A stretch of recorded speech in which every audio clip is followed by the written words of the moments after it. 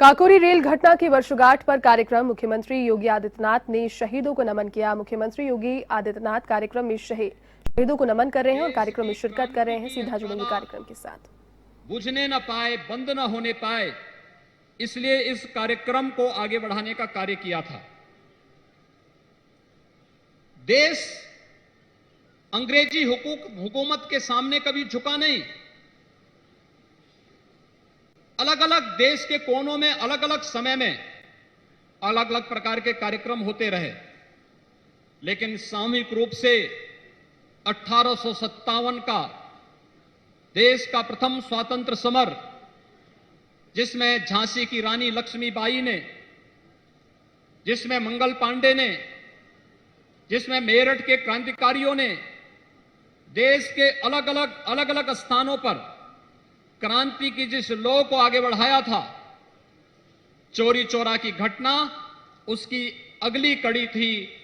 और चौरी चौरा की घटना के बाद काकोरी ट्रेन एक्शन उसी कड़ी को एक नई मजबूती देते हुए ब्रिटिश हुकूमत की जड़ों को भारत के अंदर हिलाने में एक महत्वपूर्ण भूमिका का निर्वहन किया था। और इसलिए क्रूर ब्रिटिश हुकूमत ने उस समय इन सभी क्रांतिकारियों को बड़ी यातनाएं दी। पंडित राम प्रसाद बिस्मिल को गोरखपुर जेल में ले जाया गया, वहां उन्हें फांसी की सजा दी गई। ठाकुर रोशन सिंह को, राम प्रसाद बिस्मिल को, अस्फाउल्लाह खां को, राजेंद्र नाथ लाहिड़ी को करमसह, गोंडा, फैजाबाद और इलाहाबाद की जेलों में उन्हें फांसी दी गई। चंद्रशेखर आजाद ब्रिटिश हुकूमत के हाथों नहीं पड़े थे और अंतिम दम तक लड़ते हुए उन्होंने शहादत प्राप्त की थी।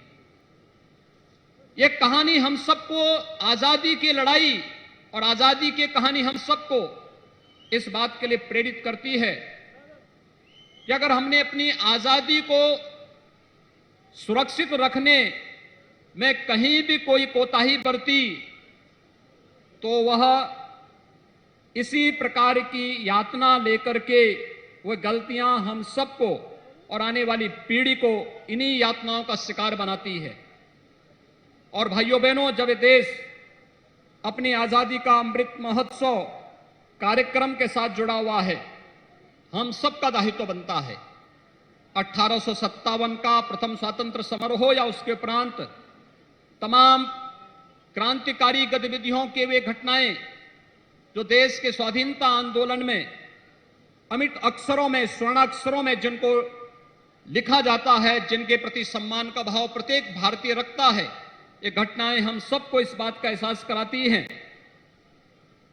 कि वास्तव में हर जाति और इस देश के हर समुदाय ने देश के स्वाधीनता के इस आंदोलन में बढ़ चढ़ करके भाग लिया था।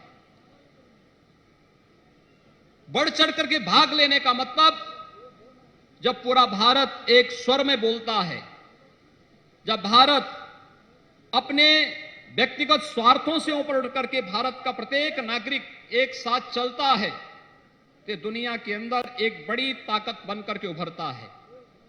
और यह ताकत आजादी के अमृत महोत्सव के इस आयोजन के अवसर पर हम सबको दिखाने की आवश्यकता है।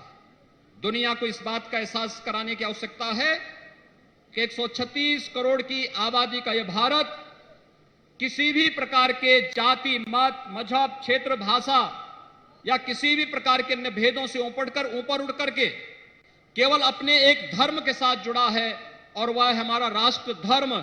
और उस राष्ट्र धर्म के साथ जुड़ करके हम सब भारत की स्वाधीनता को अक्षुण्य बनाए रखने के साथ साथ आत्मनिर्भर भारत की इस परिकल्पना को साकार करने के लिए हर भारतीय अगर अपने अपने कर्तव्यों का निर्वहन करना प्रारंभ कर दे, अपने अपने फील्ड में किसी को अतिरिक्त कार्य किए जाने की आवश्यकता नहीं, जिसका जो दायित्व है वह अपने दायित्व का निर्वहन प्रारंभ कर दे, तो कोई कारण नहीं कि भारत दुनिया की एक महाताकत के रूप में, महाशक्ति के रूप में दुनिया के सामने उभरेगा।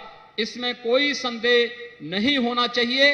आज के इस अवसर पर मैं क्रांतिकारी और शहीद परिवारों से जुड़े हुए जितने भी सदस्यगण आए हैं, उन सब का आज के इस कार्यक्रम में हृदय से यहां पर सम्मान करता हूं, उनका अभिनंदन करता हूं। काकोरी पेन एक्शन से जुड़े हुए जितने भी हमारे क्रांतिकारी हैं, उन सभी क्रांतिकारी परिवार, उन क्रांतिकारियों के प्रति, भारत माता के उन सभी अमर शहीदों के प्रति कोटि नमन करते हुए, विनम्र श्रद्धांजलि अर्पित करते हुए अमृत महोत्सव के कार्यक्रम को पूरी भव्यता के साथ हर एक स्तर पर हर एक संगठन और संस्थाएं संपन्न करेंगे, इस विश्वास के साथ इस पूरे आयोजन के प्रति आप सब ने जो प्रतिबद्धता दिखाई है, इसके लिए आप सबको भी मैं अमृत महोत्सव की हृदय से बधाई देता हूं, शुभकामनाएं देता हूं। धन्यवाद। जय हिंद। बहुत बहुत आभार, धन्यवाद माननीय। तत्पश्चात मैं अति आदर के साथ करबद्ध निवेदन करूंगी उत्तर प्रदेश की माननीय राज्यपाल महोदया से कि अपने आशीर्वचन से हमें कृतार्थ करें, अभिसिंचित करें, अनुग्रहित करें।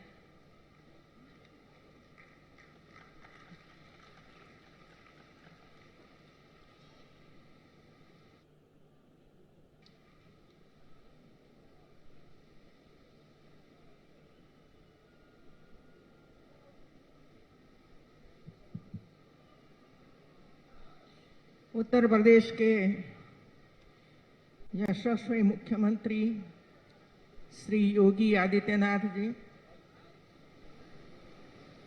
प्रदेश के वित्त एवं संसदीय कार्य मंत्री श्री सुरेश खन्ना जी, कानून एवं न्याय मंत्री श्री ब्रजेश पाठक जी, नगर विकास मंत्री श्री आशुतोष टंडन जी, सिंचाई एवं जलशक्ति मंत्री श्री महेंद्र सिंह जी, संस्कृति एवं पर्यटन राज्य मंत्री डॉक्टर नीलकंठ तिवारी जी, विधान परिषद के सदस्य और प्रदेश के अध्यक्ष श्री स्वतंत्र देव सिंह जी, विधायिका बहन श्रीमती जय देवी जी,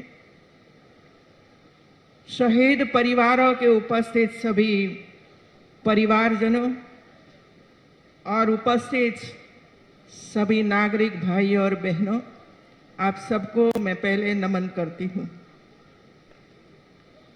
मेरे लिए ये बहुत ही हर्ष का विषय है मित्रों।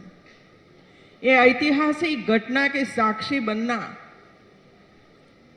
ये मेरे लिए एक यादगार, मेरे जीवन का ये प्रसंग बना रहेगा। क्योंकि हम जब छोटे थे तब